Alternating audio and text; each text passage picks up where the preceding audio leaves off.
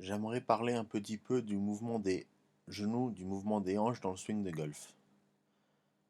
Donc ce que j'aimerais porter à votre attention, c'est le fait que lors d'un swing, tous les joueurs changent les degrés de flexion de leurs genoux. Donc lors du backswing, le genou gauche gagne en flexion, le genou droit perd en flexion. Donc, si on regarde ici, les deux joueurs, on a Jason Dufner à gauche, Greg Norman à droite. On va voir que lorsqu'ils effectuent leur backswing, ils ont le genou gauche qui fléchit, le genou droit qui se tend. Pareil si on fait avec Norman, le genou gauche qui progressivement se fléchit, le genou droit qui se tend.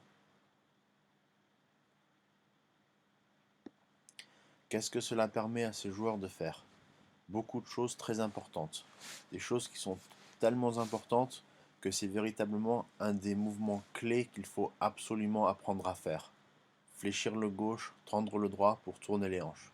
Donc ce que cela permet aux golfeurs de faire, tout d'abord, c'est de faire leur swing sur un angle incliné.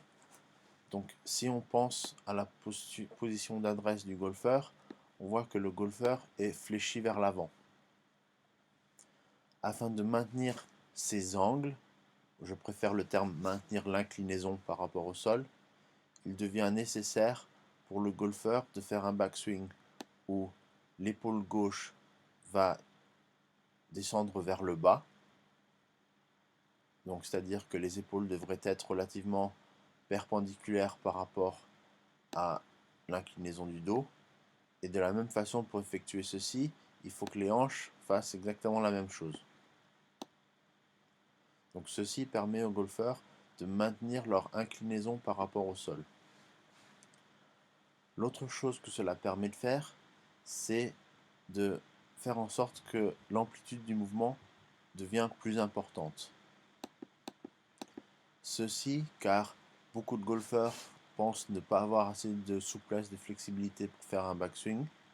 En réalité, si on pense aux épaules qui tournent 45 degrés et les hanches qui tournent 45 degrés, cela nous donne notre backswing complet où on se retrouve le dos à la cible. Beaucoup de personnes pensent qu'il faut faire 0 degré de rotation au niveau des hanches et 90 degrés de rotation avec le haut du corps. Cela est bien entendu très difficile et cela ne nous apporte rien de bénéfique. Donc on tourne les hanches pour tourner les épaules. Donc le plus on fléchit le gauche, le plus on tend la jambe droite, le plus les hanches peuvent tourner. Lorsque les hanches tournent, cela permet également de continuer la trajectoire vers l'intérieur du club de golf, donc dans cette direction.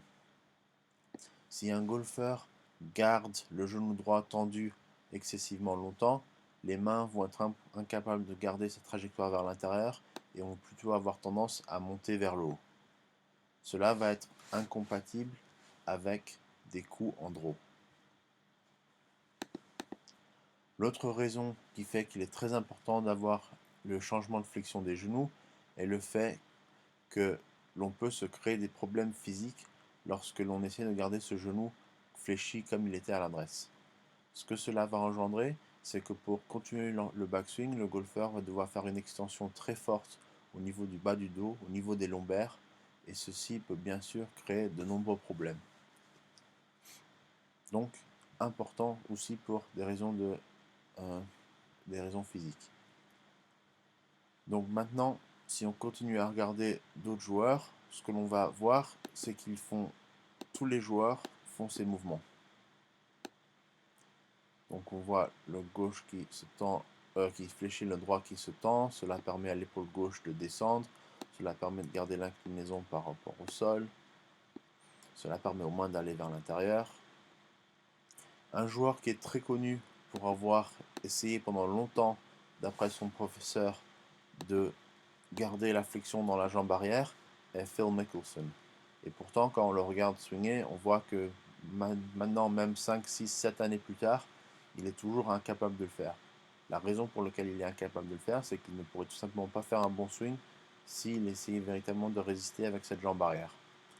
Donc encore une fois, on va bien voir le niveau de flexion des jambes qui change.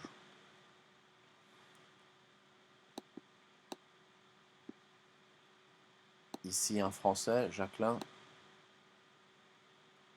Une fois de plus, on voit le degré de flexion qui change.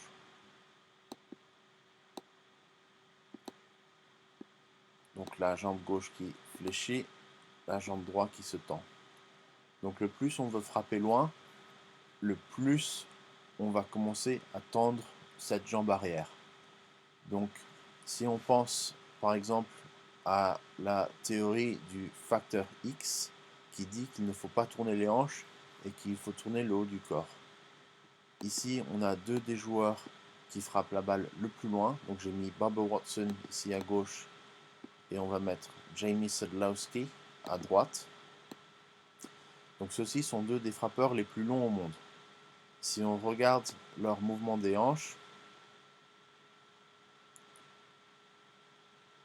Watson est sans doute un des joueurs sur le circuit qui tend sa jambe arrière le plus. Et si on regardait l'orientation de sa ceinture, ici on ne la voit pas très bien, mais sa ceinture serait pratiquement orientée vers la caméra telle qu'elle est ici. Donc il y a énormément de cette rotation. Si on regarde Sadlowski, un des joueurs long drive, encore une fois, c'est un joueur qui tend sa jambe arrière le plus. Regardez là la ceinture, là où elle est orientée. Une fois de plus, presque vers la caméra. Donc, l'autre chose que j'entends très souvent, c'est que les gens disent, on va regarder Gary Player, vite fait. Gary Player, un des joueurs qui a eu le plus de longévité, et on voit bien à quel point il a les hanches qui tournent sur un plan incliné, les épaules sur un plan incliné, ceci permis par le changement de flexion dans les genoux. Donc l'autre chose que j'entends souvent, c'est qu'il faut être stable au niveau de la jambe droite. Donc je pense que ceci est souvent dit parce que les gens savent qu'il ne faut pas se déplacer, se décaler vers la droite. Mais cela ne se fait pas en gardant la jambe droite stable. J'entends également les gens dire que la jambe droite, on tourne autour de cette jambe. Mais cela n'est pas correct. On ne tourne pas autour de la jambe droite. C'est en réalité, les deux jambes font un mouvement un peu comme un piston. Donc le genou gauche fléchit vers le bas, le genou droit se tend vers le haut. Donc ici, on a l'image de Graham McDowell. Et je vais mettre une ligne autour de sa poche droite, sa hanche droite. Donc si nous sommes en position ici et que le joueur tournait véritablement autour de cette hanche droite, on verrait la serviette blanche, sa carte de score dans sa poche droite rester immobile et on verrait la hanche gauche qui est ici, aller dans cette direction. Mais ce que l'on va voir, et c'est ce qui se passe chez tous les joueurs, c'est que la poche droite va vers l'avant. Donc le point fixe ici, ce n'est pas la jambe droite, mais c'est véritablement le centre des épaules. Il fait un pivot autour d'un point fixe qui est le centre des épaules, avec le genou droit qui fléchit, la jambe droite qui se tend, et tous les mouvements que le golfeur fait au niveau du dos, c'est-à-dire extension, rotation, flexion latérale, afin de parvenir à réaliser cette tête fixe. Mais on voit bien ici à quel point l'idée, ça serait plutôt que la hanche droite, le fessier droit vient se brosser contre le mur qui est derrière le golfeur dans le sens de la cible. Et je pense que cela est une idée à avoir en tête pour un grand nombre de golfeurs. Ce n'est pas une question de garder cette jambe immobile. Cela va nous créer trop de problèmes. Si vous avez des questions, n'hésitez absolument pas à me contacter. La dernière chose que l'on peut dire, c'est que bien entendu, tous les joueurs changent le degré de flexion dans les genoux par des degrés différents. Mais ce qu'il faut retenir, c'est qu'ils changent tous ces degrés de flexion. Merci, à bientôt.